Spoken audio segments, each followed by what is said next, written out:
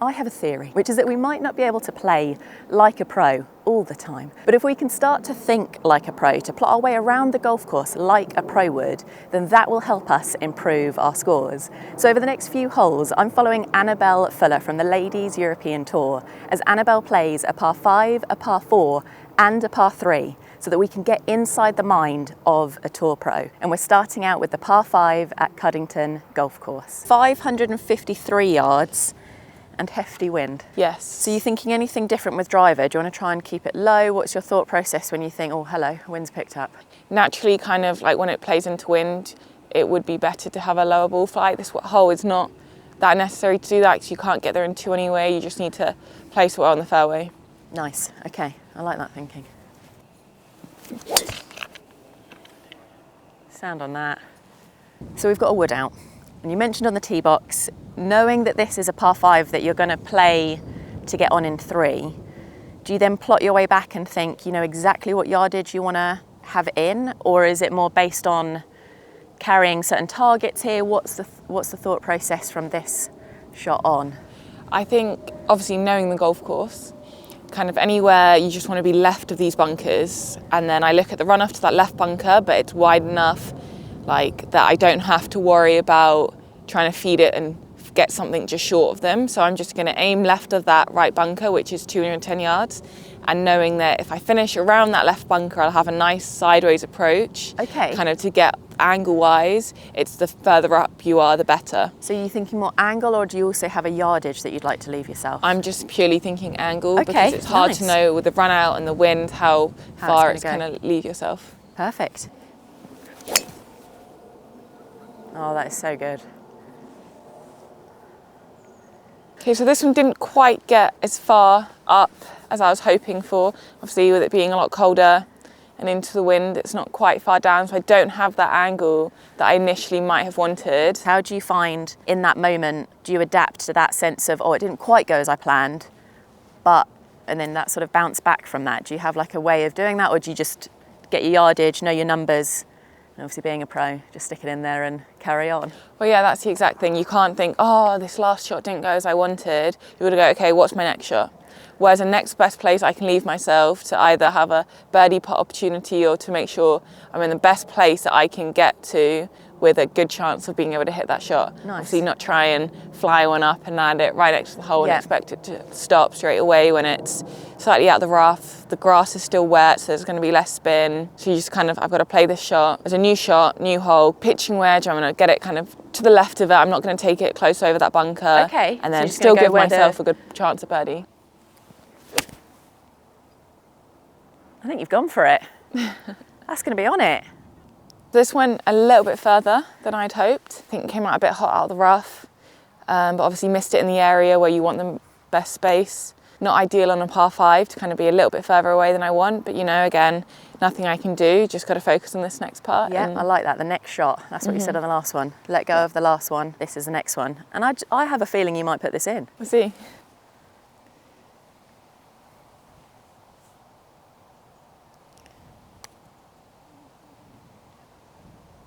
I thought you were going to. That would be good. Lovely. Never in doubt. 359 yards, par 4. When you are approaching a par 4 like this, and possibly, I'm going to imagine on par 5s it's got a sense of relax to it because you know you can go for it. Par 4s, is there anything different with that? Are you still relaxed because you know you can absolutely stripe it? Or is there some more thinking when it comes to the strategy? So obviously knowing the course, if you are at a course you don't know, you look at the course planner and go for the kind of safest place off the tee.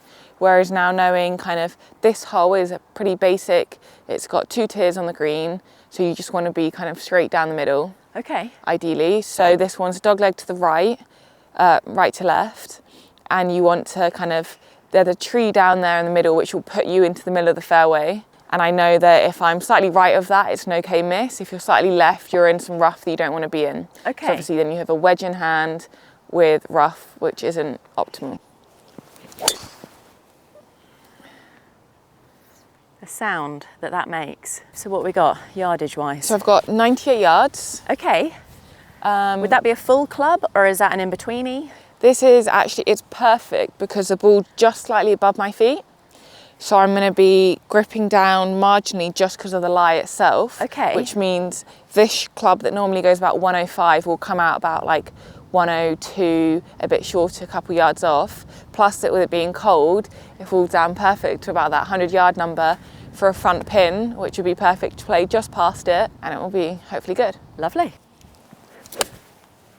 Oh, I know I keep saying it, but the sound on that. So we have just under 30 feet here. Okay. Downhiller. These are my nemesis. I'm going to imagine they're not your nemesis when it comes to putts. See, I actually don't mind if it's a longer putt to have it downhill. Okay. Because obviously then you can just kind of set it off on a good line and then the putt will do the work for you. I like it. Whereas with a long putt, you've got to kind of hit it and make sure you try and get the speed. Whereas this one, I'll kind of pick a starting point halfway through, kind of imagine as I'm putting to that point and then let the rest of the putt feed in.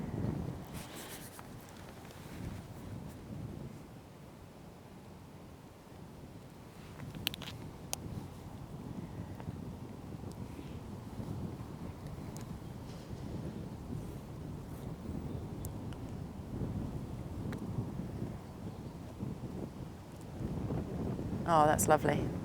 Obviously, the good thing about having a putt that goes past the hole is you'll see as the ball rolls past the hole. So always make sure you watch it when it rolls so you see the line coming back. Very nice.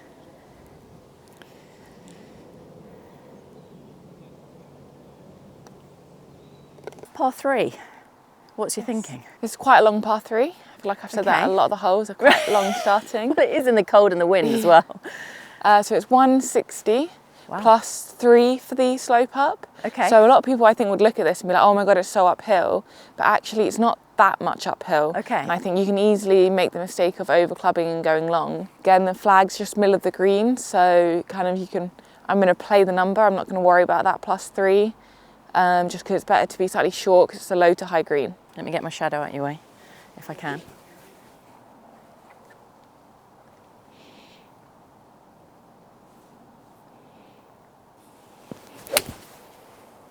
Oh, that is so good. How many holes in one have you had? 2. 2. So with a putt like this, are you thinking birdie? Obviously, it's crossed my mind that I've got a nice short birdie putt on a par 3. But now I just have to kind of go up, give it the best roll I can. If it goes in, great. If it doesn't, again, move on.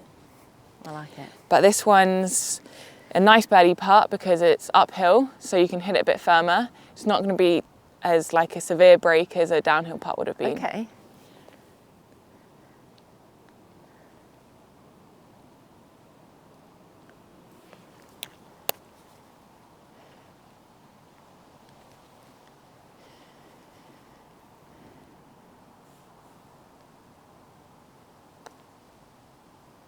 Oh, very nice.